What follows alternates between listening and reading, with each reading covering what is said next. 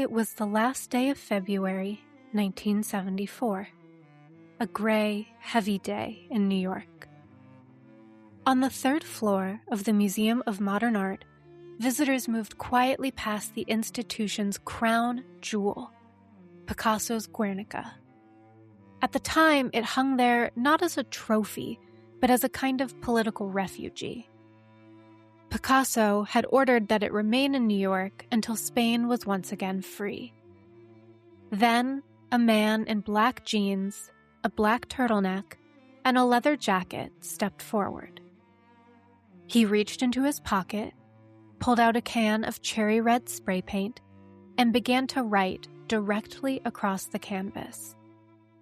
First came "Lies All" in block letters, and when he ran out of space, he added one more word, "kill," to the front of the phrase, reading, "Kill lies all." The people in the room froze. A guard rushed over, and the man didn't resist. "Call the curator," he shouted as they dragged him away. "I'm an artist." That artist's name was Tony Shafrazi, and he would go on to become one of the most powerful art dealers in the 1980s. But in that moment, he was a young artist trying to wake a sleeping giant, the most famous anti-war painting in the world. Could art still matter in a world that seemed numb to violence? Could political art ever survive being institutionalized? These are the questions Shafrazi was trying to answer, and they are questions we might still ask ourselves today. I'm Emma Laramie, and this is Verso.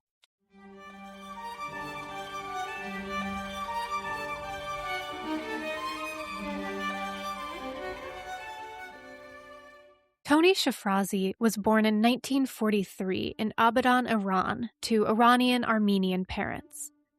His father worked for an oil company, and his parents divorced when Shafrazi was 2.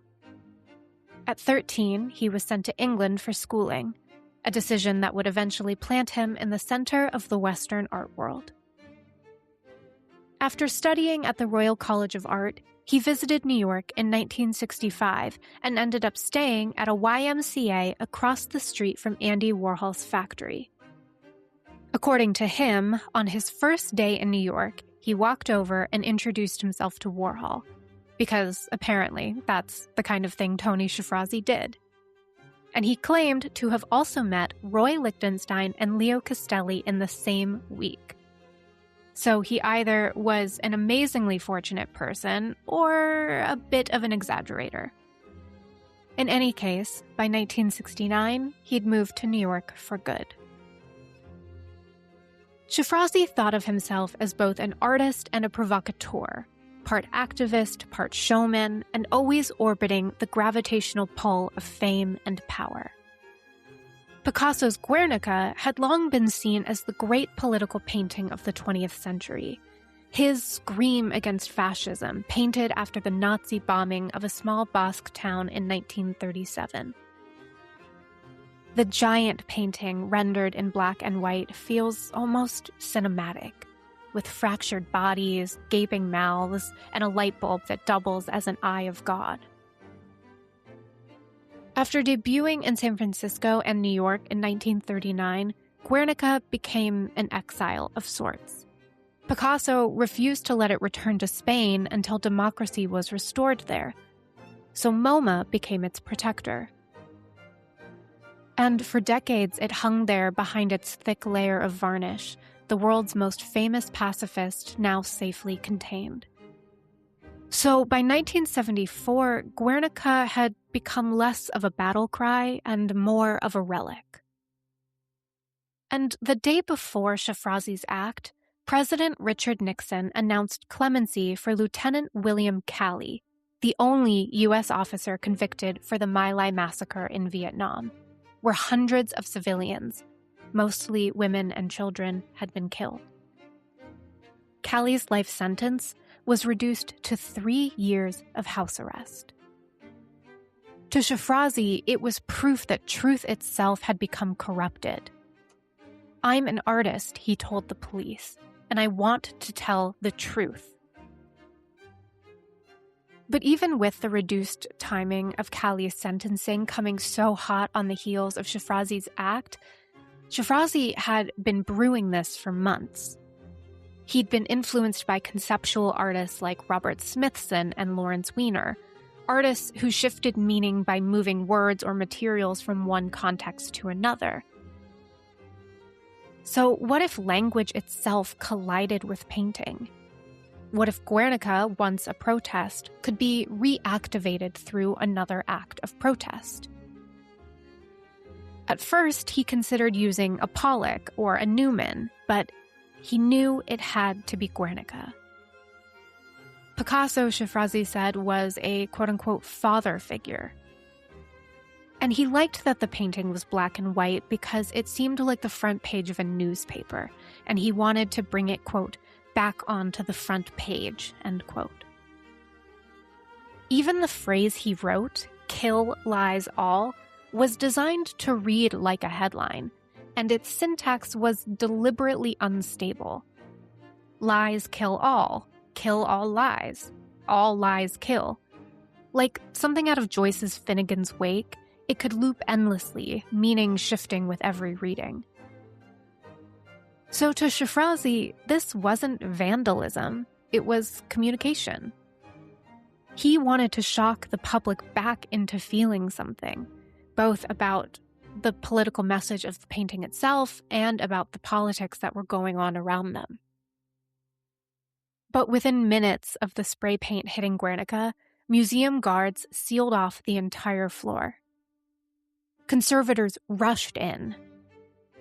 The damage looked devastating. The violent red of Shafrazi's words slashed across Picasso's monochrome grief. But luck, or irony, was on his side. A few years earlier, the museum had applied a heavy coat of varnish to protect the work. And so using a solvent called xylene, conservators managed to dissolve the red paint without touching the original surface. So within an hour, Guernica was restored. Shafrazi was arrested, but not charged. MoMA had initially tried to keep the incident quiet, worried about inspiring copycats. But that secrecy, it didn't last long. A friend of Shafrazi's called the Associated Press, and by the next morning, Guernica was on the front page again, exactly as he'd wanted. Critics were divided. Some dismissed him as a narcissist courting attention. Others grudgingly admitted that his act raised legitimate questions about how art loses its edge once it's canonized. Even Picasso's dealer, Daniel Henri Kahnweiler, reportedly said that Guernica was strong enough to survive defacement, almost as if the painting itself had proven its own resilience. But this is not where Shafrazi's story ends. He was too restless, too ambitious, and frankly, too good at turning scandal into currency to go away quietly. Before his Guernica moment, Shafrazi had already been something of a chameleon, equal parts insider and outsider. In the early 1970s, he briefly returned to Iran, where he became an art advisor to the Shah's regime. And the Shah, eager to modernize Iran's image, began acquiring Western art at a staggering scale, forming what would become the Tehran Museum of Contemporary Art. And Shafrazi helped assemble the collection, acquiring works by Mark Rothko, Jackson Pollock, Francis Bacon, and Willem de Kooning. It was an extraordinary position for someone who just years earlier had been struggling for recognition in New York's conceptual art scene. He claimed that the contrast between revolutionary idealism and authoritarian wealth haunted him, that living amid the Shah's opulence while the country simmered with unrest only deepened his cynicism about power, art, and politics. But somehow he always seemed to land himself in the center of the story. In 1973, Shafrazi traveled to Texas with the land artists Robert Smithson and Nancy Holt to work on Smithson's new earthwork, Amarillo Ramp. And then later, when Smithson's small plane crashed during a site survey, killing him instantly, Shafrazi and the sculptor Richard Serra finished the piece on his behalf. It was a tragic ending that doubled as a kind of symbolic handoff from one generation of radical art making to another. So when he walked into MoMA a year later, spray paint in hand, he wasn't just some rogue vandal. He was a part of that lineage. He had been Robert Smithson's student, Lawrence Weiner's disciple, and now in his own mind, an artist performing a conceptual intervention on the most sacred object of all. And the irony is that it worked. His name was suddenly everywhere. And a few years later, he used that notoriety to open his own gallery, first in Tehran and then in New York following the start of the Iranian Revolution in 1978. By the early 1980s, Tony Shafrazi Gallery was a force in Soho. On its white walls hung the work of artists who brought the streets into the institution: Keith Haring, Jean-Michel Basquiat, Kenny Scharf. Graffiti artists, yes, but also prophets of a new kind of art: political, playful, and accessible. Shafrazi gave them what the rest of the establishment wouldn't: legitimacy. He had gone from being the man who defaced a masterpiece to the man who curated rebellion. From spray painting Guernica to hanging Basquiat's crowns in spotless white cubes. From vandal to validator. And in a way, that contradiction was the point. Shafrazi's career, like his act at MoMA, blurred the line between defiance and self-promotion, between protest and spectacle. He seemed to understand instinctively that in the modern art world, even dissent can be monetized. And maybe that's why this story lingers. Not because of what he did to Guernica specifically, but because he so perfectly embodied the uneasy marriage between rebellion and fame that defines the art world in many ways still.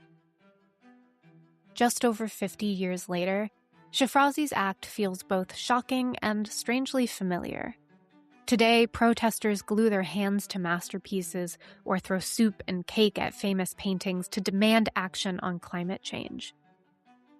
These activists insist that they're not attacking art, but apathy, that paintings have become symbols of what the world values most: beauty, legacy, and comfort. The thinking isn't so different from Shafrazi's. If you can't get people to care about the world burning, maybe you can get them to care when someone touches a masterpiece. But there is still a question that lingers behind both gestures. Does it work? Does targeting art rekindle its political power, or just reinforce how untouchable the art world has become? When Guernica was painted, it was urgent. It was protest. By 1974, it was untouchable. And now, in 2026, it has transcended even that. And every generation seems to find a new way to test whether art can still do what it once promised: to make us feel and to make us act. So perhaps that's part of the real endurance of Guernica, not just in its survival and its message, but in its magnetism for people desperate to make the world listen again. Because whether it's Tony Shafrazi in 1974 or climate activists today, the impulse is the same. If the truth won't speak for itself, someone will try to speak for it. And in some ways, art continues to spur people into action, even if it might come at their own risk. But Tony Shafrazi's story isn't done yet. Stick around to hear a brief story of how he acknowledged what he had done decades after the fact. By 2008, as the world slipped into financial crisis, Tony Shafrazi's own empire was beginning to fade. His gallery, once the beating heart of downtown New York, had started to feel like an artifact of another era, a relic of the boom years it had once defined. Within a few more years, he would close its doors for good. But that spring, he was still in motion, and his gallery hosted a joint show between the artist Urs Fischer and the dealer Gavin Brown, and the opening happened to fall on his birthday. At the after-party, 2 strippers dressed as cops wheeled out a cake, a perfect, sugary replica of Guernica. Around the room, photographs of Shafrazi being led from MoMA in handcuffs hung like ghosts from the past. Brown handed him a tube of red icing and told him to finish the job. Shafrazi smiled, leaned over the cake, and began to write, "I am sorry." For a moment, the room went still. Then, with the same impulsive flourish that had defined his life, he added one more word: not. This episode was written, narrated, and produced by me, Emma Laramie. If you enjoyed this story, if something here surprised you, made you think differently, or just gave you something interesting to talk about over drinks with friends, do me a favor. Follow the show. Leave a rating or a review if you're feeling generous. And if there's an artist or a moment in art history you're curious about, drop a comment below. Thanks for listening. I'll see you next time.